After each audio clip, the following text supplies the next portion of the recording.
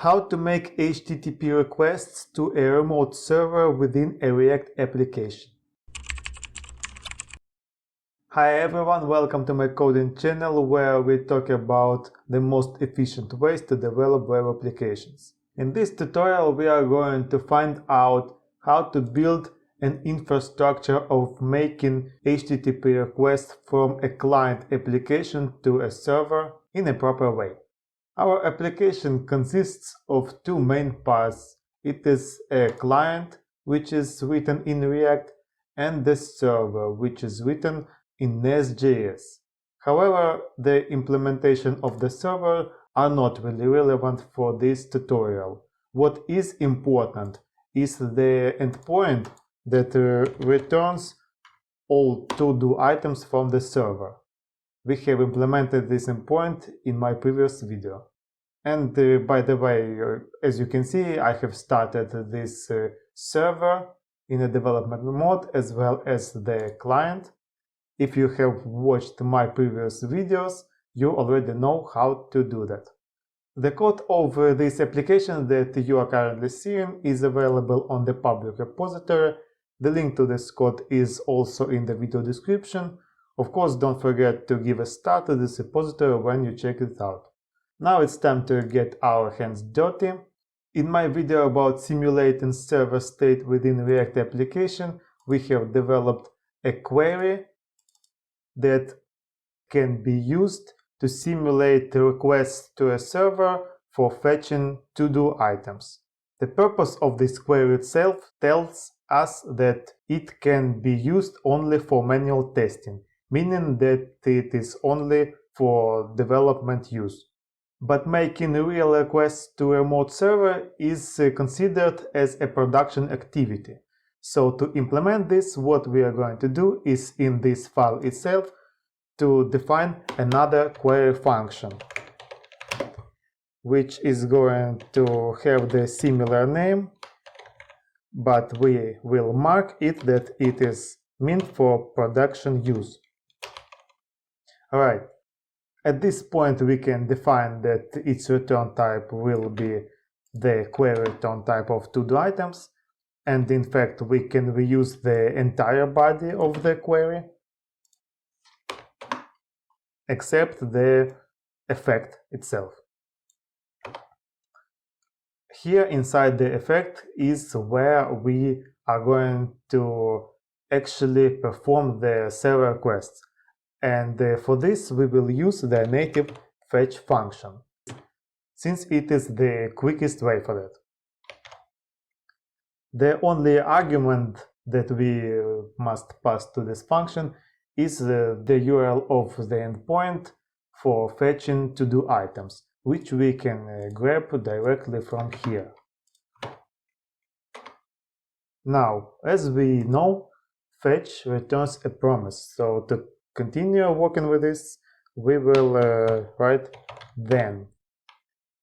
So once the request is returned, once the response is returned, we want to convert this response to JSON. And once the conversion to JSON is completed, the data we obtained from that, we want to set as our query data.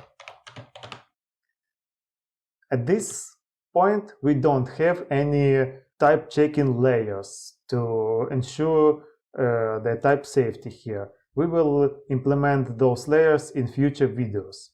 So for now, we can just optionally mark it as to-do item array. Alright, now, when something is wrong, we are going to catch an error and then to set this error as an error of the query. And finally, regardless of the response, we want to set the loading to be false. Alright, so this is how our production query looks like. And so now we have in our file the two queries, one for development use, one for production use. So what we need now is some sort of mechanism to switch between the development and production queries. So let's implement such mechanism now. First of all, we will mark this query as the one for development use. We don't want to export it as default anymore. And here we are going to define a variable that is going to be called just like our conventional query, and to assign one of these queries to this variable. Actually, at any given point of time, each of the queries can be assigned as a value of this variable. It is just for us to decide which one. And finally, we are going to export this variable as default. So what are we seeing in the browser now? Nothing is changed, and that is actually what we expected, because we are still using the development query.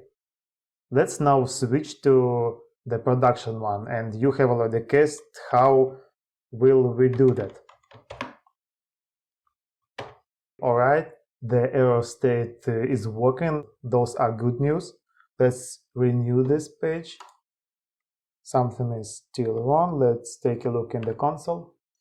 Of course, since we are deploying our client and server in different places, we must support the cross-origin requests. So let's update our server so it will support it.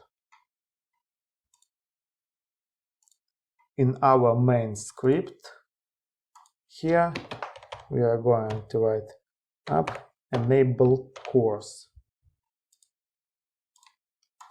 updating the server, updating the client, and yeah, now our response is successful, and we can see that the list of our items has been updated. As we can see, it is identical to what the server returns. If someone needs more proofs to that, here is what we can represent. Any other questions? Of course not. So let's commit this progress.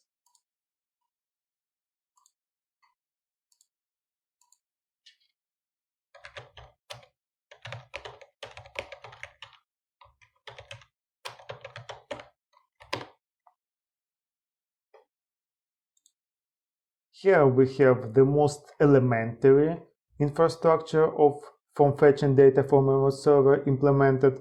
While our application grows and therefore its requirements, this infrastructure will also become more sophisticated. And this is what we are going to talk about in the future videos. So subscribe to this channel right now in order for not to miss them out. Also, don't forget to give your like to this video and leave your comment down below. My name is Anton. Don't stop coding, don't stop growing.